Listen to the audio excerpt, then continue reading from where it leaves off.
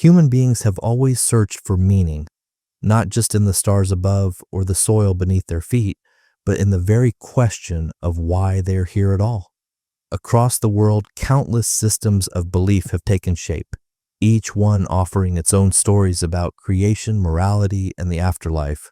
These religions differ in symbols, rituals, and sacred texts, but they share a common role, giving people a sense of order in a chaotic world. Take Christianity, for example. With over 2 billion followers, it has become the most widespread religion today. At its core is the belief in a single God, a divine Son who died and rose again, and the promise of eternal life for those who believe. For many, this belief provides hope, forgiveness, and purpose. Yet when looked at critically, the story mirrors countless myths before it: gods who sacrifice themselves, heroes who conquer death, and saviors who redeem humanity. The repetition across cultures suggests something deeper, not evidence of truth, but the persistence of human imagination and the universal longing for reassurance in the face of mortality. Islam, with more than 1 billion adherents, builds on similar foundations. One God, one final prophet, one sacred text.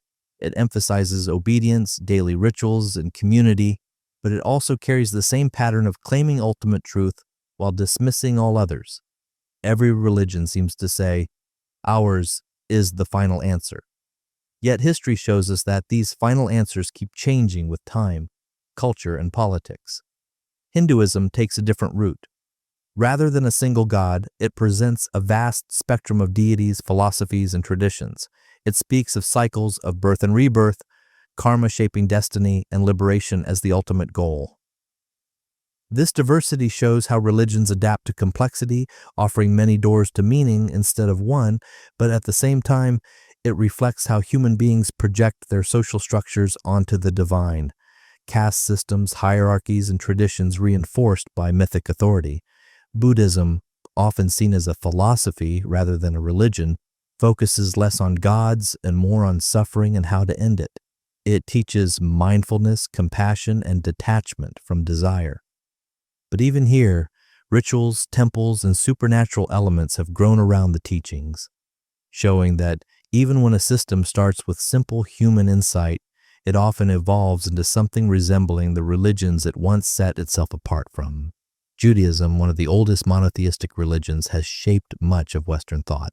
Its traditions, laws, and identity have persisted through centuries of exile and persecution. But at its heart lies the same basic structure as many faiths: stories of chosen people, divine law, and promises of salvation. The survival of Judaism demonstrates how religion can serve not just as belief, but as cultural glue, keeping communities bound together in the face of hardship. And then there are countless other traditions: Shinto in Japan, with its reverence for spirits of nature; indigenous beliefs across Africa and the Americas, where the sacred is woven into the land itself; or newer movements like Scientology and Baha'i, which show that new religions can still arise in the modern age, crafted from contemporary concerns and imaginations. When viewed side by side, what stands out is not their uniqueness, but their similarity. Each offers a framework for questions humans have always asked: where do we come from? What happens after death? How should we live? The answers differ in detail, but the pattern remains strikingly consistent. If these religions were truly revelations of absolute truth, they would not so closely mirror human storytelling. Instead, they resemble the myths, legends, and folk tales that have always been passed down to explain the unexplainable. Religion becomes less a discovery of divine reality and more an invention, a tool shaped by human needs. Some people see this as a weakness, but in a way it makes perfect sense. Humans are storytellers by nature. They crave structure, meaning, and reassurance. Religion delivers those things with authority and drama. It promises justice when life feels unfair, and eternal life when death feels unbearable. It takes the fear of the unknown and replaces it with a narrative. But when these narratives claim exclusive truth, the consequences can be divisive. Wars, persecution, and intolerance often grow from the conviction that our story is the only real one. History is filled with moments where belief systems clash violently, each side sure of its divine approval. The irony is that the very religions preaching compassion and peace have so often fueled conflict, and yet, despite their differences and contradictions, all these religions continue to thrive. They thrive not because their claims are proven, but because they satisfy psychological and social needs. They create belonging, offer certainty, and make death feel less final. In this way, they endure, even in a world where science and reason have provided better explanations for the natural world. Over time, religions don't just provide answers, they shape entire cultures. Festivals, calendars, even laws have grown out of religious traditions, and what foods people eat, what days they rest, how they marry, and how they bury their dead. These are all deeply tied to belief systems. And because religion integrates into daily life, it becomes difficult for people to separate tradition from truth. For example, in Europe during the Middle Ages, the Christian church defined nearly every aspect of existence, from who could marry whom to how knowledge was taught. Those who questioned it faced punishment, not because their ideas were weak, but because authority depended on protecting the illusion of divine certainty. Similar dynamics can be found across Islamic empires, Hindu kingdoms, Buddhist monarchies, and countless other religious societies. Rulers often claimed divine backing, ensuring obedience by merging politics with the sacred. This pattern shows something crucial. Religion often functions less as a revelation of reality and more as a form of social control, a system that validates the power of leaders while giving ordinary people a framework for obedience. Belief becomes loyalty, and questioning becomes betrayal. Of course, not everyone follows a religion for political reasons. For many, it's personal. It's about comfort during loss, or a sense of belonging in a fragmented world. But even here, the same principle is at work. Religion answers emotional needs more than it answers factual ones. Consider the fear of death. Humans are the only species fully aware of their own mortality. That awareness can be terrifying. So religions almost universally offer some form of continuation beyond death. Heaven, reincarnation, spiritual rebirth, or unity with the cosmos. This isn't evidence of truth, but evidence of how strong the need is. People don't want to believe that life ends, so they create stories where it doesn't. There's also the need for justice. In the real world, cruelty often goes unpunished, and kindness is not always rewarded. This feels intolerably unfair. Religions resolve this problem with divine judgment, a final reckoning where everything is set right. But again, this is not a discovery. It's a projection of human desire. Psychologists have studied this deeply.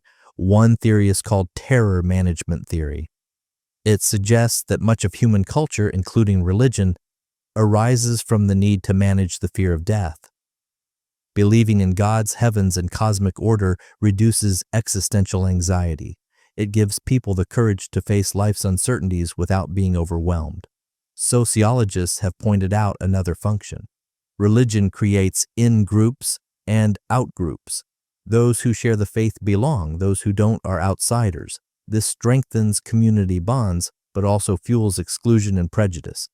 Think of the countless examples: wars of religion, caste systems, persecution of minorities, or even everyday discrimination between believers and non-believers. The social benefits for some come at a cost for others, and then there's the question of truth itself. Each religion makes claims about reality, but they can't all be true at the same time. If Christianity is right, then Islam and Hinduism are wrong. If Hinduism is right, then Buddhism's rejection of a creator god is wrong. The contradictions between them reveal that none can claim universal truth. Instead, they reveal how human beings construct different stories to meet the same psychological needs. Science, by contrast, changes when new evidence appears. Religions, on the other hand, resist change because their authority depends on certainty. When confronted with contradictions or evidence against their claims, religions adapt slowly, often reluctantly, or they reinterpret their own texts to preserve their authority. This shows that they are not uncovering reality, but defending traditions. Take the case of the Earth's place in the universe. For centuries, religions insisted Earth was the center of creation. When evidence proved otherwise, beliefs didn't disappear, they shifted. Some reinterpreted scripture metaphorically, others denied science altogether. But rarely did religion simply admit, we were wrong. That's because the function of religion is not to discover facts, but to preserve belief. And yet, religion persists, even in societies where education and science are widespread. Why? Because facts alone don't fulfill emotional needs. Knowing how stars form doesn't calm the grief of losing a loved one. Understanding evolution doesn't resolve the fear of death. This is why even in modern societies, religion adapts, repackages, and continues to survive. But survival is not the same as truth. Just because an idea comforts people or binds communities doesn't mean it reflects reality. Stories can be powerful without being factual. The endurance of religion shows us more about human psychology than about the universe itself. Another reason religions endure is tradition. People are born into belief systems long before they are able to question them. A child raised in a Christian household is far more likely to become a Christian, just as a child born in India might grow up Hindu or Sikh, and one born in Saudi Arabia will likely be Muslim. Geography, family, and culture decide belief far more than personal choice. This raises an important point. If any religion were the one true revelation, we'd expect people across the world to naturally arrive at it regardless of where they were born. Instead, what we see is that belief strongly follows borders. It is not evidence of universal truth, but of cultural inheritance. Even within religions, divisions are constant. Christianity has splintered into thousands of denominations. Islam has Sunni and Shia. Buddhism has Theravada and Mahayana. Hinduism contains countless schools and sects. Each claims to represent the authentic path. Yet their disagreements prove that interpretation, not revelation, drives belief. Consider how doctrines evolve. At one time, slavery was justified using religious texts. Today, those same texts are read as promoting freedom and equality. When cultural values change, religions adapt to remain relevant, and this flexibility keeps them alive, but it also reveals their human origin. If a divine truth were fixed and absolute, it wouldn't need to shift with society. There's also the question of miracles. Many religions point to them as evidence, healings, visions, or unexplained phenomena, but when investigated, these often collapse under scrutiny. They are either misunderstandings, exaggerations, or events that science later explains. Miracles seem convincing to those who already believe, but to outsiders, they look like stories passed down and embellished. In fact, stories are at the core of all religions. Narratives of creation, of chosen people, of divine intervention. They inspire loyalty and emotion, but stories can be powerful without being true. Mythology from Greece, Norse lands, or ancient Egypt once held the same authority. Today, people view them as fascinating legends rather than divine revelation. The difference is not in the content, but in whether people still believe them. Modern psychology suggests that humans are particularly susceptible to stories. Our brains evolved to remember and share them.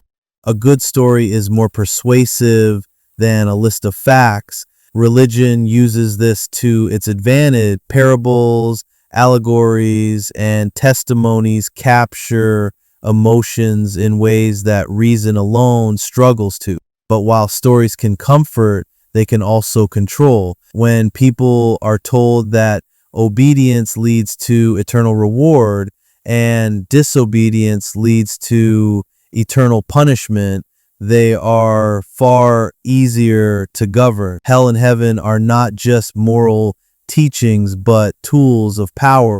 Few things are more persuasive than the promise of infinite bliss or the threat of infinite suffering. This raises a sobering point about morality. Many claim religion is necessary for people to be good, but this argument weakens under examination. Morality exists in every society, even among those with no formal religion. Empathy, cooperation, and fairness have evolutionary roots. They helped humans survive long before sacred texts were written. If morality truly depended on religion, societies without faith would collapse into chaos. Yet they don't. In fact, tying morality to religion can create new problems.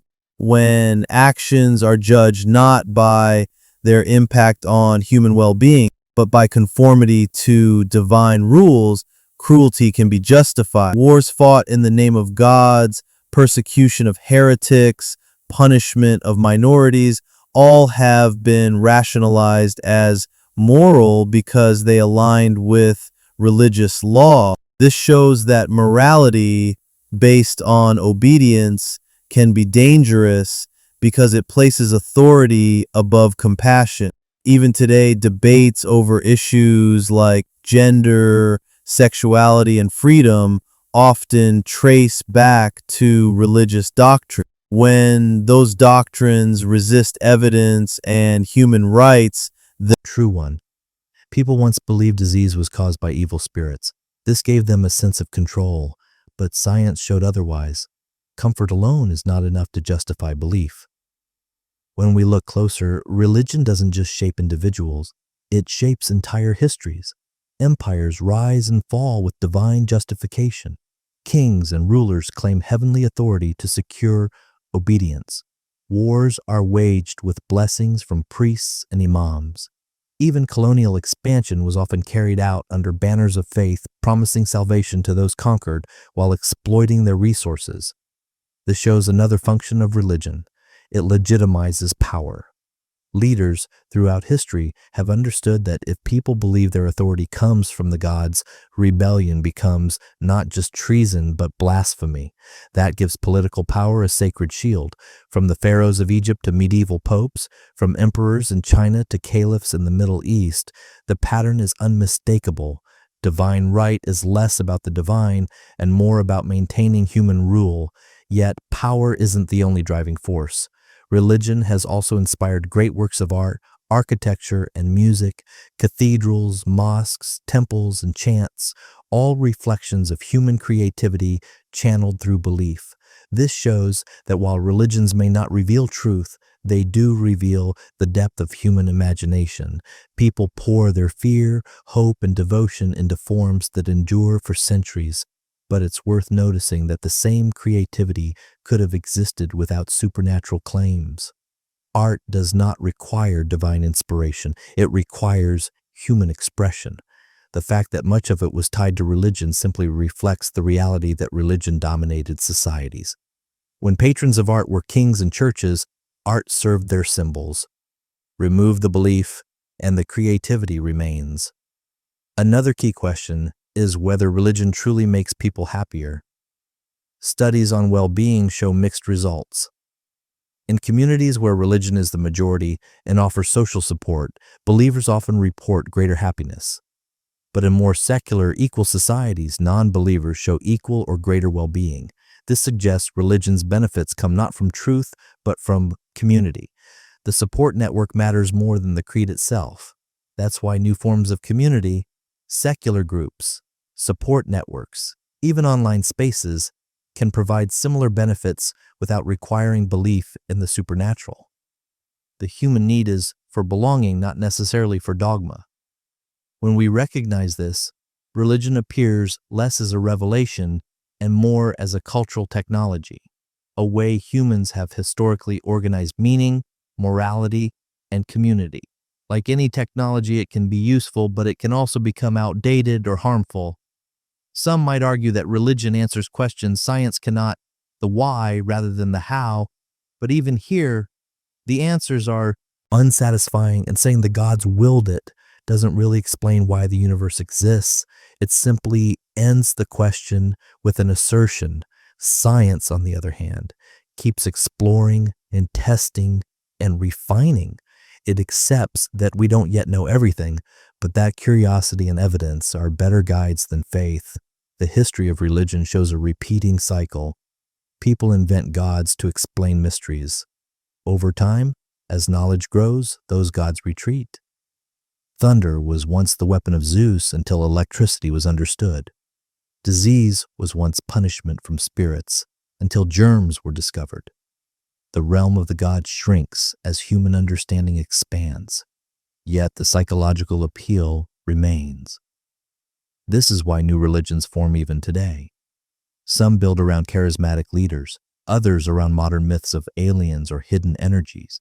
The pattern is the same: offer a story, a sense of belonging, and a promise of special truth. And once again, followers embrace it. This tells us something profound about human beings. We are meaning makers. When faced with uncertainty, we'd rather have any answer than no answer at all. Even if that answer is unproven, religion thrives because it satisfies this hunger. But satisfying hunger is not the same as feeding truth. One striking feature of religion is how often it mirrors the societies that create it. The gods of ancient Greece behaved like aristocrats, feasting, quarreling, seeking glory. The gods of early agricultural societies were tied to harvests and fertility. In nomadic cultures, gods were wanderers themselves, protectors of travel and survival. This adaptability shows that religions do not descend fully formed from some external source. They grow out of human circumstances. Even modern religions reflect their cultural origins. Christianity, for example, took root in the Roman Empire, absorbing elements of Greek philosophy and Roman organization. Islam emerged in the Arabian Peninsula, where tribal loyalty, trade, and desert survival shaped its structure. Hinduism grew in a diverse subcontinent, absorbing countless local traditions and deities. In every case, what people call eternal truth is deeply colored by historical context. This cultural shaping explains why religious morality so often lags behind human progress. Ancient texts reflect the values of their time, not timeless wisdom. Rules about women's roles, sexuality, or social hierarchy come from societies that were patriarchal, rigid, and often violent. When those rules are carried forward as divine law, they become obstacles to change. Instead of questioning outdated norms, believers defend them as sacred. That's why debates around religion are often not about evidence, but about authority. Once something is labeled holy, it is shielded from criticism. Yet, when examined carefully, sacred texts show the fingerprints of human authorship. Contradictions, cultural biases, and even outright errors, believers often dismiss these as tests of faith, but to an outside observer, they are signs of human storytelling. Consider creation myths. Nearly every religion has one, but their accounts differ dramatically. Some speak of gods shaping the world from clay, others of cosmic eggs or floods or divine battles. They can't all be historically accurate, and yet each culture insists its version is true. This points less to divine revelation and more to the human urge to explain origins and story form. The same is true for prophecies. Religious texts often claim to predict the future, but when studied, these prophecies tend to be vague, symbolic, or written after the fact. Specific predictions usually fail. For instance, countless religious groups have announced dates for the end of the world, and all have been wrong. Yet the pattern continues because the need for certainty is stronger than the sting of failure. This shows another feature of belief: resilience. When evidence contradicts a claim, many believers don't abandon the belief. They reinterpret it. Failed prophecies become tests of faith. Contradictions become mysteries beyond human reason. In this way, religion protects itself not by proving its truth, but by insulating itself from disproof. Psychologists call this cognitive dissonance. When reality clashes with belief, the mind finds ways to reduce the discomfort, often by doubling down on belief. This is why religions can survive even when their claims are disproven. The strength of belief lies not in evidence, but in emotional investment. But while resilience keeps religions alive, it can also perpetuate harm. When people cling to outdated beliefs, they may reject medical treatment, deny scientific facts, or discriminate against others in the name of faith. The consequences are not just personal, they affect societies as a whole.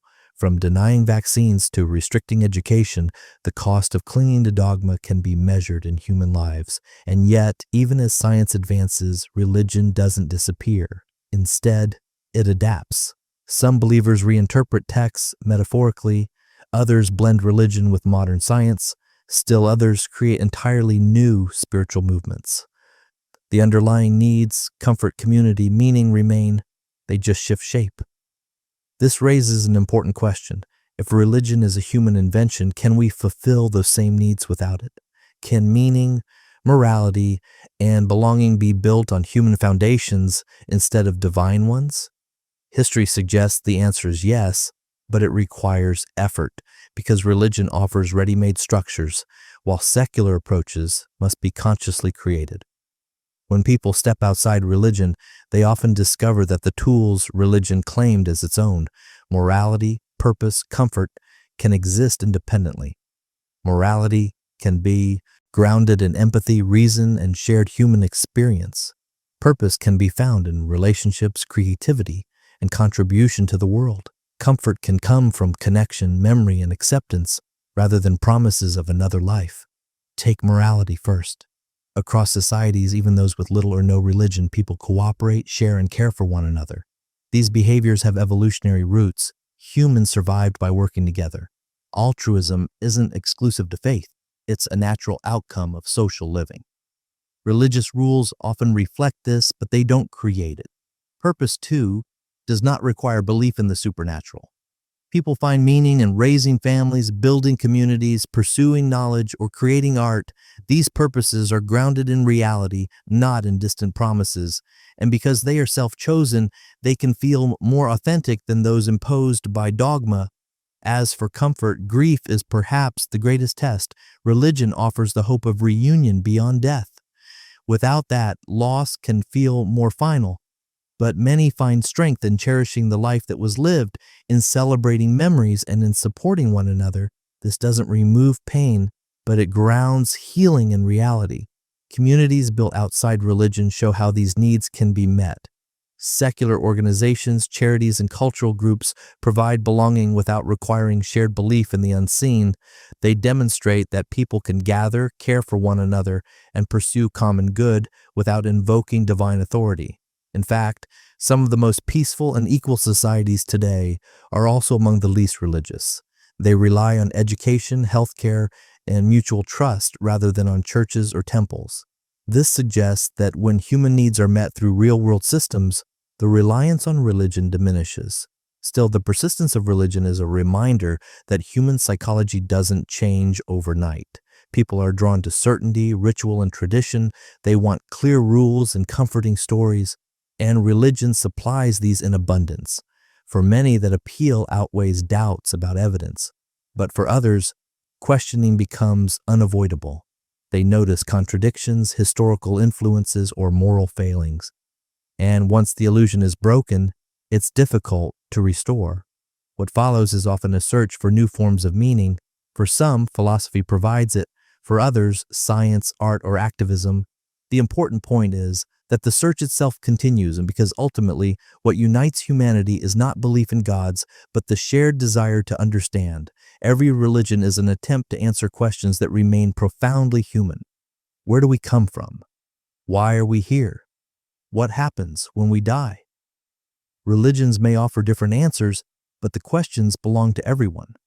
The difference lies in method. Religion asserts, science investigates. Religion declares answers, philosophy debates them, art expresses them, human creativity explores them. In this way, the questions themselves may matter more than the answers. They drive curiosity, compassion, and connection. So when we compare religions, what stands out is not which one is right, but that they all reveal the same thing, the human need for meaning. They are mirrors reflecting back our fears, our hopes, and our imagination. And once we recognize this, we can appreciate them not as revelations from beyond, but as expressions from within. When religions are compared side by side, another striking feature emerges: how often they contradict not only each other, but themselves. Sacred texts contain passages that call for compassion, but also passages that justify violence. They command forgiveness, but also demand punishment. Followers often choose which parts to emphasize, shaping religion to fit modern values. This selective reading shows that people are not simply obeying religion, they are interpreting it, and interpretation is guided more by culture and conscience than by divine will. A believer in one era may use scripture to defend slavery, while a believer in another uses the same scripture to oppose it. The text hasn't changed, but human values have. This adaptability is sometimes presented as a strength, but it also exposes a weakness. The morality comes not from the religion itself, but from the people who reinterpret it. If a morality truly depended on divine law, it would be consistent across time and culture. Instead, it shifts, revealing its human origin, and this brings us back to the question of truth. If religions contradict each other in themselves, if they adapt with culture rather than guiding it, what reason is there to believe any are uniquely true? The honest answer is none. What remains is the recognition that they are human stories, powerful but not absolute. Even so, the emotional grip of religion is hard to overstate. Rituals of birth, marriage, and death carry immense symbolic weight. Chanting, prayer, and ceremony create a sense of awe and belonging. These practices activate deep psychological responses, feelings of unity, transcendence, and purpose. Neuroscience shows that rituals can alter brain chemistry, creating calm or euphoria. It feels like contact with the divine, but it's really the human brain responding to rhythm, repetition, and emotion. This doesn't make the experiences fake, it makes them human. The awe of standing in a cathedral, the peace of meditation, the joy of communal singing, these are real feelings. The mistake is to assume they prove supernatural truths. They prove only that humans are wired for ritual and connection, and that insight may be the most important of all. Religion is not an external force imposed on humanity. It is something humanity creates. It is the projection of human psychology onto the universe. Our fears become demons, our hopes become gods, our rituals become sacred. Seen this way, religion becomes a record of human imagination, a living archive of how societies explain themselves. It is fascinating, complex, and sometimes beautiful, but it is not evidence of divine revelation. It is evidence of humanity's endless attempt to make sense of existence. And perhaps that's why studying religion critically is so important, not to mock or dismiss, but to understand, to see how beliefs shape lives, societies, and histories, and to recognize that the power of religion lies not in gods, but in people.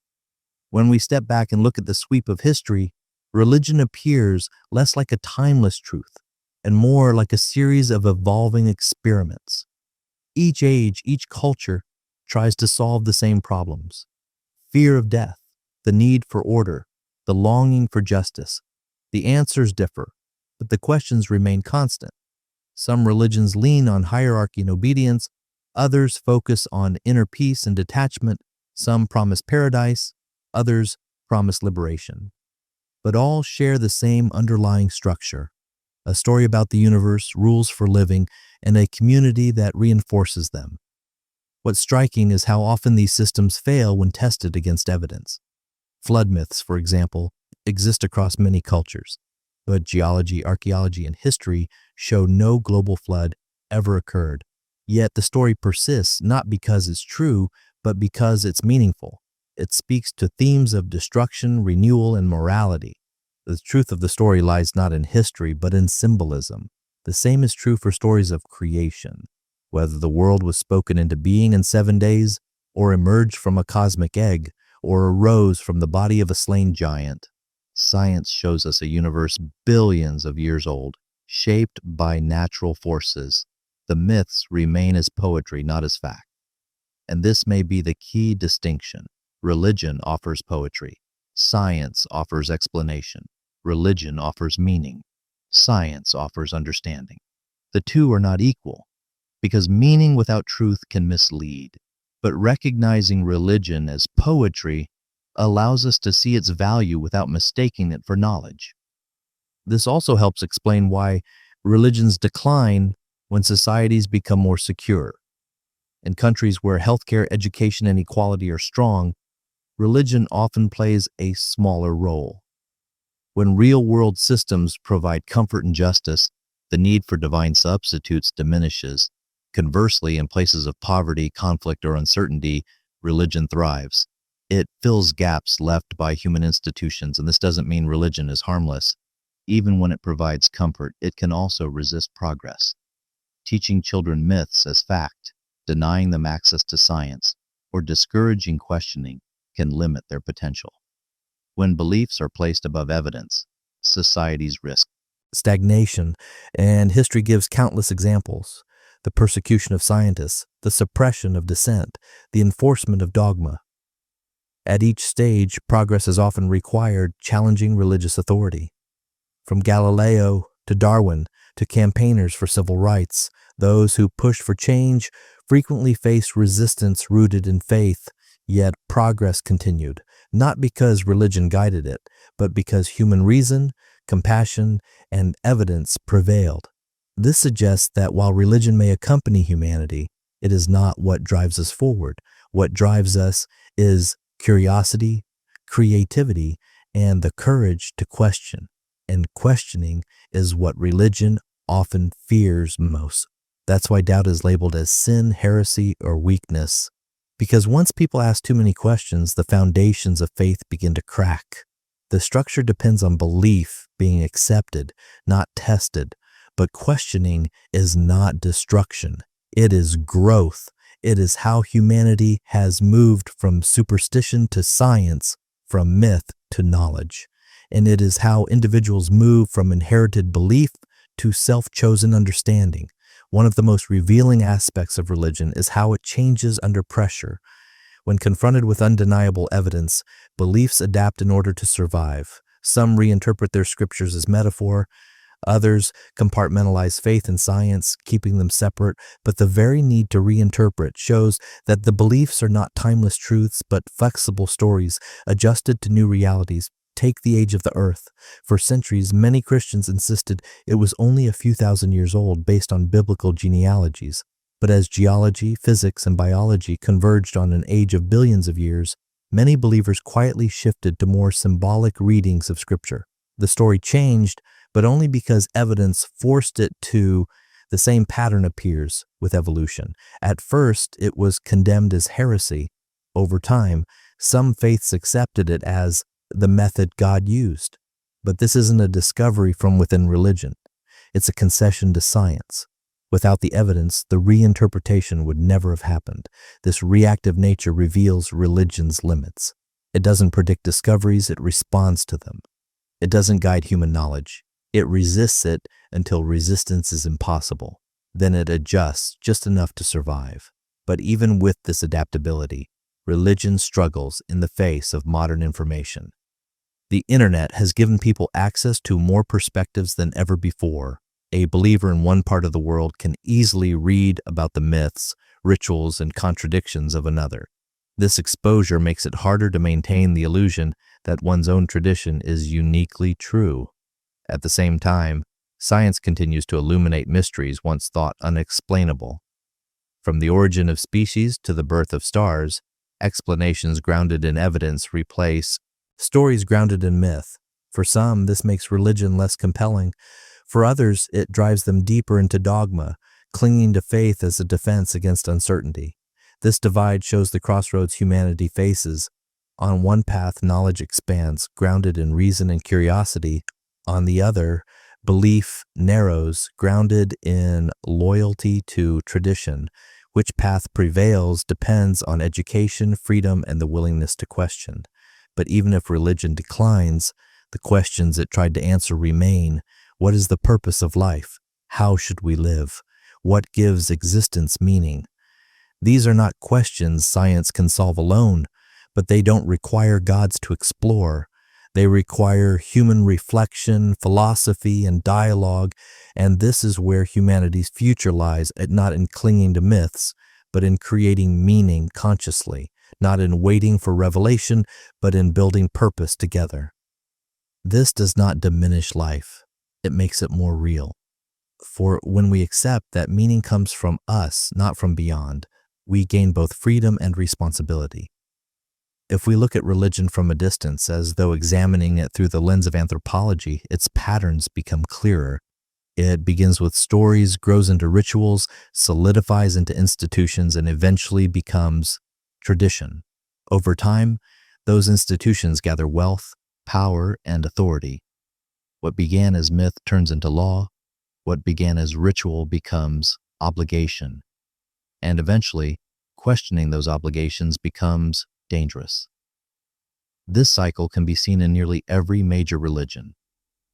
The early Christians were a persecuted minority. Later, Christianity became the dominant power in Europe, punishing dissenters of its own. Early Islam arose as a message of reform. Later, it grew into empires where questioning could bring severe consequences. Buddhism began as a path away from ritual. Later, it developed its own elaborate temples, hierarchies, and orthodoxies. What this shows is that religion is not fixed. It evolves, not because the universe changes its truths, but because human societies do. The divine is molded by human hands, reshaped by human needs. And this adaptability explains both religion's endurance and its flaws. On one hand, it means belief can survive across centuries, reinterpreting itself to remain relevant. On the other, it means what is claimed as eternal truth is revealed to be human invention, subject to the same revisions as any cultural creation. This also explains why new religions continue to appear. Some spring from charismatic leaders who convince followers they hold special knowledge. Others grow from modern anxieties, such as the search for meaning in a technological age.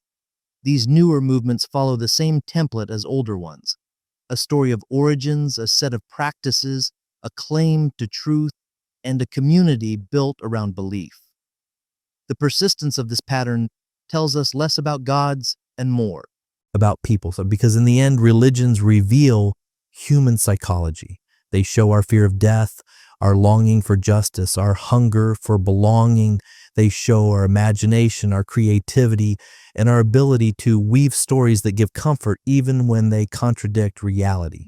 But if we acknowledge this, we face a challenge. If religions are human-made, what replaces them when people let go of belief? For some, the answer is philosophy. For others, science, art, or humanist values. For many, it is simply the pursuit of connection and kindness in daily life. This is not to say the transition is easy. Religion offers ready-made answers. Life without it requires effort, reflection, and sometimes discomfort.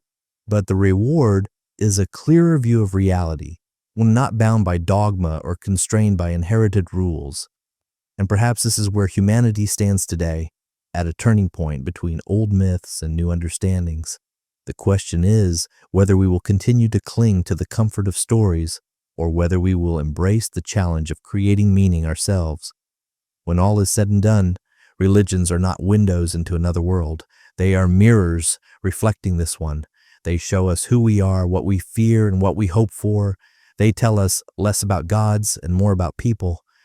Across history, humans have looked up at the night sky and filled it with stories. Some saw gods, some saw spirits, some saw eternal battles between light and darkness. Today, we know those lights are stars, burning billions of miles away. Yet the stories remain reminders of how deeply we crave meaning. The real question is not whether religions are true, but what we will do with the knowledge that they are ours, not given from beyond. Will we continue to divide ourselves over competing myths, or will we recognize that the need for meaning is universal and the answers we create are human? There is no shame in wanting comfort, justice, or belonging. These are natural desires, but meeting them through stories mistaken for fact limits us. Meeting them through honesty, compassion, and reason frees us. because meaning does not have to come from outside. It can come from within, from the lives we build, the relationships we cherish, and the knowledge we pursue. It can come from creating rather than obeying, questioning rather than accepting. Religions will likely remain part of human culture for generations to come, but understanding them for what they are, a reflection of human imagination, gives us the chance to move beyond their limits. And in doing so, we may find that life is no less profound without gods. In fact, it may be even more so. Because everything we create, everything we understand, and everything we cherish becomes our responsibility, not given to us, but made by us. That truth may be harder than the comfort of stories, but it is also more powerful. For it places the future not in the hands of unseen forces, but in our own